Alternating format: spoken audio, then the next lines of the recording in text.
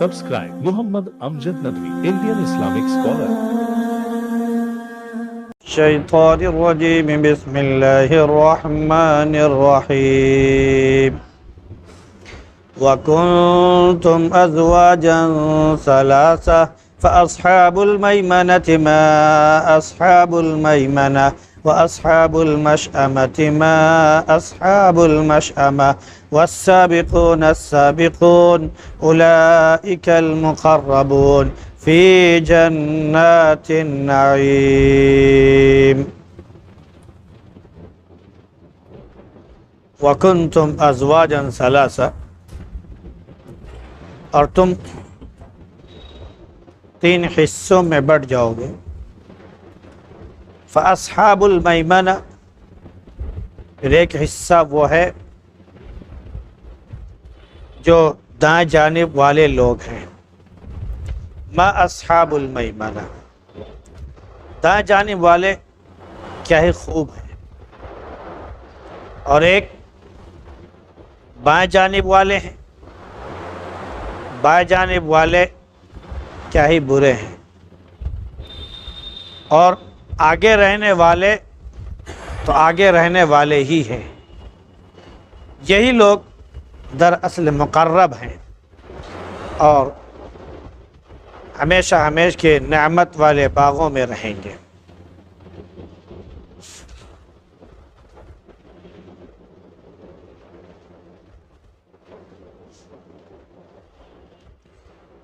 سورہ واقعہ شروع ہے. اس کی ابتدائی آیات میں قیامت کا منظر کھینچا گیا تھا کہ جب قیامت واقع ہوگی اور اس کے آنے میں کوئی جھوٹ نہیں ہے. اس دن کچھ لوگ پست ہوں گے، ذلیل ہوں گے، کچھ لوگ بلندی پائیں گے، عزت پائیں گے. جب زمین جھنجھوڑ دی جائے گی، پہاڑ ریزہ ریزہ ہو جائیں گے اور وہ چمکتے ہوئے بکھرے ہوئے غبار کی مانند ہو جائیں گے. یہ سب منظر تھا جو قرآن میں قیامت کا کھینچا گیا. جب قیامت قائم ہو جائے گی تو قیامت اصل میں صرف دو ہی لوگوں کے لیے قائم کی گئی ہے صحیح معنوں میں، انسان اور جنات. کیونکہ اچھا اور برا بدلہ انہی کو ملنا ہے. یا تو یہ اپنے اچھے اعمال کی وجہ سے جنت میں جائیں گے، یا اپنے بدعمالی کی وجہ سے جہنم میں جائیں گے. بقیہ جتنی مخلوقات ہیں دنیا میں، ان کا بس آخرت کے دن اتنا کام ہوگا کہ دنیا میں اگر کسی طاقتور جانور نے اپنے سے کمزور جانور کو ستایا، اس کو مارا، تو اللہ رب العزت آخرت میں اس کمزور کو اتنی طاقت دے گا اور اس سے کہے گا کہ اس سے بدلہ لو، اور وہ اسی طرح اس سے بدلہ لے گا. اس کے بعد اللہ کہے گا ختم ہو جاؤ، پھر وہ مٹی میں وہ مل جائیں گے. بس ان کا حساب کتاب یہیں تک محدود ہے. یہاں کے جو جانور ہیں، جو مخلوق ہیں، یہ جنت میں جائیں، دوزخ میں جائیں، ایسا کچھ نہیں ملتا. یہ یہیں تک محدود ہے، یہیں کے لیے بنائے گئے تھے، یہیں تک کے لیے ہیں. جنت کی جو نعمتیں ہیں وہ جنت میں ہیں. انسان البتہ یہ دنیا میں پیدا ہوا ہے، یہ جنت میں جائے گا. یہ اپنے اعمال کی وجہ سے، برے اعمال کی وجہ سے جہنم میں جائے گا. سائنسداں تو آج اس بات پر بھی تحقیق کر رہے ہیں اور تقریباً کر چکے ہیں کہ انسان کے اندر یہ روزانہ بدلتے ہوئے رجحانات کیوں پائے جا رہے ہیں، آخر اس کی وجہ کیا ہے. اگر یہ اسی زمین کی مخلوق ہے تو اس کو بھی تمام مخلوق کی طرح ہونا چاہیے تھا. کوئی پانی میں تھا، کوئی کہاں تھا، وہ سب جو شروع سے جیسے مخلوق موجود ہیں ویسے ہی اس کو بھی موجود ہونا چاہیے تھا. ان کی زبان شروع سے ایک تھی تو آج تک وہی ہے. ساری دنیا کے مخلوق، ہر مخلوق میں جتنے بھی ایک جنس ہے، ان کی زبان دنیا کے کسی کونے میں پائی جائے ان کی زبان ایک ہے یا نہیں؟ بھائی بکری ہے، یہاں کی بکری ہو، امریکہ کی بکری ہو، زبان ایک ہے. وہی الفاظ، وہی آواز، وہی چیز ہے. یہاں کے گائے بھینس، وہاں کی گائے بھینس، دونوں کی آواز سیم ہے. ایسا نہیں کہ یہاں کے الگ ہوگی وہاں کے الگ ہوگی, لیکن انسان کو اللہ رب العزت نے ایسا بنایا کہ ہر جگہ کی زبان الگ ہے. پھر یہی نہیں, جب یہ دنیا میں آیا تو یہ پتوں سے اپنا جسم ڈھانکتا تھا. پھر اس کے بعد اس نے کپڑے ایجاد کیے. پھر اسی پر اکتفا نہیں کیا, کپڑوں کو خوبصورت بنانا ہے, صاف ستھرا رکھنا ہے, اس نے کیمیکل اور صابن وغیرہ کا استعمال کیا. پھر اس کے بعد اس کو خوبصورت اور چکنا بنانا ہے, پریس وغیرہ کا ایجاد کیا. آئے دن وہ جو ہے ایک نئی چیز تیار کرتا ہے اور آرام سے آرام دہ چیز جو ہے وہ تیار کرتا چلا جا رہا ہے. پھر یہی نہیں, ایک زمانہ تھا کہ صرف درختوں کے نیچے پیڑوں میں آدمی لیٹ جایا کرتا تھا, نیچے پڑ جایا کرتا تھا. اب اس کو آرام کے لیے کیا چاہیے, چھپر بنایا, چھپر تو اس نے مکان بنا, کچا مکان بنایا, اس سے اس نے پکا مکان بنایا, پکا مکان سے اس نے اب اپنے گھروں کو جو وہ اے سی سے بالکل وہ کرتا چلا جا رہا ہے کہ آئے دن ہم کو ہر جگہ آرام سے آرام ملتا چلا جائے. گھر سے باہر نکل رہا, گاڑی میں جا رہا ہے تو اے سی, آفس میں جا رہا ہے تو اے سی, ہر جگہ اس کو ٹھنڈک کا احساس چاہیے. آخر اس کے اندر یہ رجحان کیوں پایا جاتا ہے؟ تو تحقیق کرنے کے بعد یہ کہا کہ دراصل یہ انسان اس زمین کی مخلوق نہیں ہے. یہ اس زمین کی مخلوق نہیں ہے, یہ جہاں کی مخلوق ہے. اور جس ناز و نام میں یہ پل کر آئی ہے, جس ناز و نام میں یہ پل کر یہ مخلوق آئی ہے, اسی ناز و نام کو تلاش کر رہی ہے. جنت میں ٹھنڈی ہوائیں ہوں گی, وہاں دھوپ نام کی چیز نہیں ہوگی. لا یرون فیہا شمسا ولا زمہریرا, تپش, گرمی, پسینہ, یہ سب چیز ان کو وہ نہیں. پسینہ بھی اگر آئے گا تو وہ ایک خاص وجہ سے ہوگا, جس کی وجہ سے انسان کا جو پیٹ بھرا ہوا ہے وہ بھوک جو ہے جو مٹ گئی ہے وہ ختم ہوگی. پھر اس کو بھوک لگے گی اور اس سے مشک عنبر کی خوشبو آئے گی, یہاں کی طرح بدبو نہیں آئے گی. تو یہ آرام دہ چیز جو بھی ہے اس کی تلاش میں لگا ہوا. آخر وجہ کیا ہے؟ کیونکہ یہ جس جگہ سے آیا ہے, جس جگہ سے آیا ہے تو وہ چیز وہاں پر ویسی تھی, اب اس کی یہ تلاش میں ہمیشہ لگا رہا ہے. لہذا ایک دن ایسا آئے گا کہ اپنے منزل کی طرف یہ خود بخود پہنچ جائے گا. اور دھیرے دھیرے انسان آسمان کی طرف سفر کرتا ہی جا رہا ہے, اور ایک دن ایسا ہوتا ہے کہ روح پرواز ہوتی ہے اور آسمان تک وہ پہنچ جاتا ہے. پھر اس کے بعد اس کو بدلہ ملے گا, اور جہاں سے آیا تھا وہیں پر وہ پہنچ جائے گا.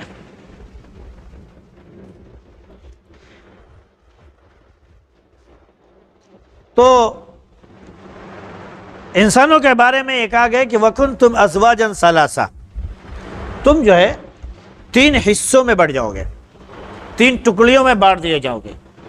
پہلی ٹکڑی اصحاب المیمنہ, دائیں جانب کے لوگ ہیں. دوسری ٹکڑی اصحاب المشأمہ, بائیں جانب کے لوگ ہیں. تیسری ٹکڑی السابقون السابقون, جو ہر دم ہمیشہ آگے بڑھنے والے ہیں, وہ سابقین اولین کہلاتے ہیں. اب اصحاب المیمنہ کون ہے؟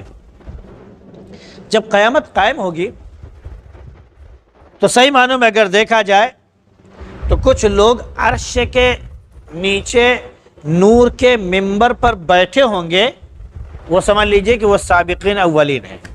السابقون السابقون, حد سے زیادہ نیکیوں میں آگے بڑھنے والے لوگ ہیں.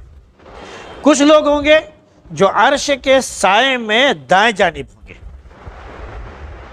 ان کو بس معمولی سے حساب کتاب کے بعد جنت میں بھیج دیا جائے گا. یہ اصحاب المیمنہ ہے, دائیں جانب کے لوگ ہیں. یا یوں کہہ لیجئے کہ جب اللہ رب العزت نے حضرت آدم علیہ السلام سے ان کی تمام نسلوں کو وجود بخشا, روحوں کی شکل میں یا چیونٹیوں کے کیا بولتے ہیں کہ سر کی شکل میں, تو اس وقت اللہ رب العزت نے جب بنایا تھا انسان کو تو اس نے ایک مٹھی مٹی لی اور اس سے انسان کو بنایا. دوسرے ہاتھ میں, بائیں ہاتھ میں مٹی لی, اس سے انسان کو بنایا, اور اس کے بعد بنانے کے بعد اس نے پھینک دیا. کچھ دائیں جانب آئے اور کچھ بائیں جانب گئے. تو اللہ نے فرمایا کہ یہ دائیں جانب والے جو ہے خوش خرم ہوں گے, ہماری جنتوں میں ہوں گے اور بائیں جانب والے جو ہے وہ جہنم میں ہوں گے، اور ہمیں اس کی کوئی پرواہ نہیں کہ کون کہاں گیا۔ تو اصحاب المیمنہ، اصحاب المشأمہ یہ لوگ۔ اب اگر دیکھا جائے تھوڑا سا آگے بڑھ کر، تو میمنہ جو ہے یہ اصل میں بابرکت چیز کو بھی کہتے ہیں، کہہ لیجیے جو برکت والی چیز ہوتی ہے، سمجھ رہے نہیں، تو وہ یمن سے بنی ہے کہ برکت والی چیز، تو دائیں ہاتھ گویا کہ برکت والا مانا گیا ہے، اس لیے جو دائیں جانب رکھے گئے ان کو اصحاب المیمنہ کہا گیا کہ یہ برکت والے لوگ ہیں، ان کو برکتیں حاصل ہوں گی، اور جہاں جہاں یہ جائیں گے وہاں جو ہے ان کی ذات سے بھی اللہ رب العزت برکت عطا فرما دے گا۔ کیوں؟ اس لیے کہ اللہ کے نام لیوا ہیں، اور اللہ کے نام میں جو برکت ہے وہ کسی چیز میں نہیں ہے۔ اللہ کے نام میں اتنی برکت کہ اللہ کا نام بابرکت، جس چیز پر اللہ کا نام لیا جائے وہ بابرکت، اور جو اللہ کا نام لینے لگے وہ بھی کیا ہو جاتا ہے؟ بابرکت۔ تو یہ وہ بابرکت لوگ ہیں۔ اور مشأمہ جو ہے یہ بائیں جانب کا مراد کیا ہے کہ یہ بابرکت نہیں، یہ گویا کہ اس اعتبار سے اگر دیکھا جائے تو یہ منحوس لوگ اور برکت کو نہ حاصل کرنے والے لوگ ہیں، تو یہ بائیں جانب کے لوگ ہیں۔ تو کچھ لوگ دائیں جانب ہو جائیں گے اور کچھ لوگ بائیں جانب ہو جائیں گے، اس اعتبار سے بھی اصحاب المیمنہ اور اصحاب المشأمہ ہیں۔ ایک اعتبار سے اصحاب المیمنہ، اصحاب المشأمہ اور کہا گیا ہے، لیکن وہ اس اعتبار سے نہیں ہے، وہ دوسرا ہے، اس کا مقصد دوسرا ہے۔ وہ یہ اس اعتبار سے مان لیجئے کہ دو ملک ہیں عرب میں جو پائے جاتے ہیں، ایک ملک یمن ہے اور ایک ملک جو ہے شام ہے، یعنی ایک ملک یمن کہہ لیجئے اور دوسرا ملک جو ہے سیریا۔ کعبہ جو ہے، جو ہمارا کعبہ ہے جدھر ہم رخ کرتے ہیں، کعبے کے دائیں جانب یمن پڑتا ہے اور کعبے کے بائیں جانب جو ہے وہ شام پڑتا ہے۔ مشأمہ بائیں جانب، تو مشأمہ سے شام بنا ہے تو وہ بائیں جانب ہے کعبے کے، اس لیے اس کو شام کہا گیا، اور یمن جو ہے کعبے کے دائیں جانب ہے، اس لیے اس کو کیا کہا گیا؟ یمن کہا گیا۔ اس اعتبار سے بھی اصحاب المیمنہ و اصحاب المشأمہ کہہ لیں، لیکن وہ جنت اور دوزخ کے لحاظ سے نہیں۔ اگر ہم یہ کہیں کہ اگر اس اعتبار سے دیکھا جائے تو یمن والے بابرکت ہیں اور شام والے منحوس ہیں، سمجھ رہے نہیں؟ اگر ہم اس اعتبار سے کہنے لگیں گے تو پھر یہاں پر ایک بہت بڑی غلطی پائی جائے گی۔ انبیاء علیہ السلام تقریباً 70,000 انبیاء علیہ السلام ملک شام میں مدفون ہیں، اور جہاں پر انبیاء ہوں وہ جگہ منحوس نہیں ہوا کرتی ہے، اس لیے اس مفہوم میں اس کو ہم نہیں لے سکتے۔ جو کعبے سے دائیں اور بائیں جانب ہے اس مفہوم میں لے سکتے، اس مفہوم میں کبھی نہیں لے سکتے۔ اگر کوئی یہ سوچے تو نہایت غلطی کرنے والا انسان ہوگا۔ 70,000 انبیاء علیہ السلام سیریا میں دفن ہیں، مٹی کے نیچے آرام فرما ہے۔ تو جہاں پر انبیاء ہوں اللہ نے اس کے بارے میں کیا بتایا کہ ہم نے اسے بابرکت بنایا۔ سبحان الذی اسری بعبدہ لیلا من المسجد الحرام الی المسجد الاقصی الذی بارکنا حولہ۔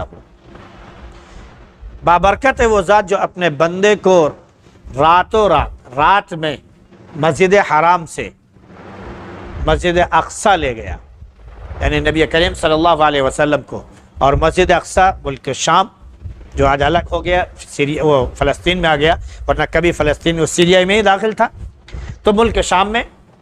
اور اس کے بعد اللہ نے فرمایا الذی بارکنا حولہ، جس کے ارد گرد ہم نے برکتیں عطا کر رکھی۔ تو اللہ نے ملک شام کو بہت ہی بابرکت بنایا ہے، بہت ہی بابرکت بنایا ہے۔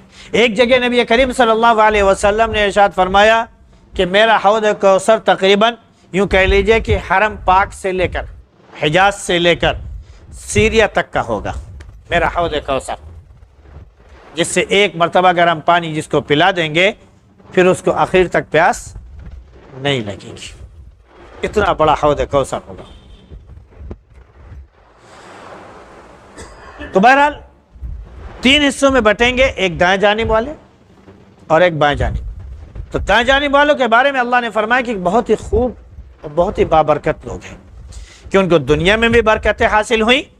کیوں؟ اس لیے کہ اللہ کا نام لیا، حرام سے بچے، حلال انہوں نے کھایا اور اللہ کو راضی کرنے کی کوشش کی، تو اللہ نے ان کو بابرکت بنایا اور بابرکت جگہ جنت میں ان کو داخل فرما دے گا. وہ اصحاب المیمنہ ہے جو عرش کے دائیں جانب ہوں گے. دوسرے اصحاب المیمنہ اے مشأمہ جو بائیں جانب ہو گئے. اور تیسرے نمبر پر والسابقون السابقون جو حد سے زیادہ سبقت کرنے والے نیکیوں میں ہوں گے. سابقو الی الخیرات، اللہ نے فرمایا کہ نیکیوں میں سبقت کرنے والے بن جاؤ، بھلائیوں میں آگے بڑھنے والے بن جاؤ. اب یہ کون لوگ ہیں؟ اس کے مختلف مفہوم ہیں اور سبھی اس میں داخل ہیں. سابقین اولین کہہ لیجئے، سابقون السابقون میں سبھی داخل ہیں. سب سے پہلی بات کہ شروع میں پہلی بات تو یہ کہ حضرات انبیاء علیہ الصلاۃ والسلام کی جو جماعت ہے وہ السابقون السابقون ہے. انبیاء علیہ السلام کی جو جماعت ہے وہ کیا ہے؟ السابقون السابقون، یعنی آگے بڑھنے والے ہی بڑھنے والے ہیں، ان کو کوئی پیچھے نہیں کر سکتا ہے.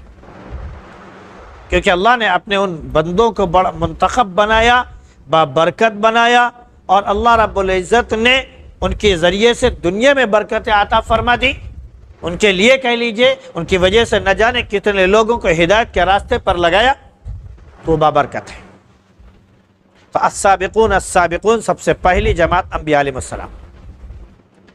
دوسرے کی اور نیچے آئیے، انبیاء علیہ السلام کے بعد السابقون السابقون میں جب نبی کریم صلی اللہ علیہ وسلم نے دعوت شروع کی، جب آپ کو نبوت ملی، تو جو شروع مرحلے میں ایمان لانے والے لوگ تھے وہ السابقون السابقون ہیں. ان کے بارے میں تیسرے یہ کہ یعنی یہ وہ لوگ ہیں جو ہجرت سے پہلے والے لوگ ہیں. دوسری بات یہ کہ السابقون السابقون میں شروع سے لے کر ہجرت کرنے والے جو صحابہ کرام تھے ان صحابہ کرام تک کے لوگ شامل ہیں. یعنی حضرت ابوبکر صدیق رضی اللہ عنہ جب شروع میں ایمان لے آئے، ان کے ساتھ شروع میں تقریباً 14-15 لوگ ایمان لے آئے، یا یوں کہہ لیجیے 24-25 لوگ ایمان لے آئے. پھر اس کے بعد یہ سابقین اولین میں آئے.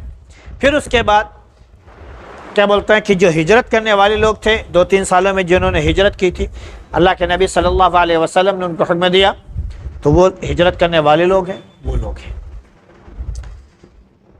اس کے بعد سابقین میں کون لوگ شامل ہیں؟ صلح حدیبیہ،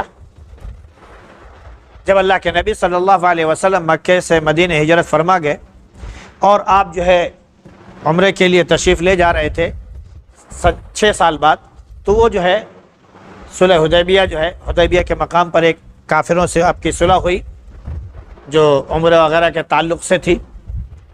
تو اس میں جو ہے وہاں تک جو صحابہ کرام تھے ان کو شامل کیا گیا.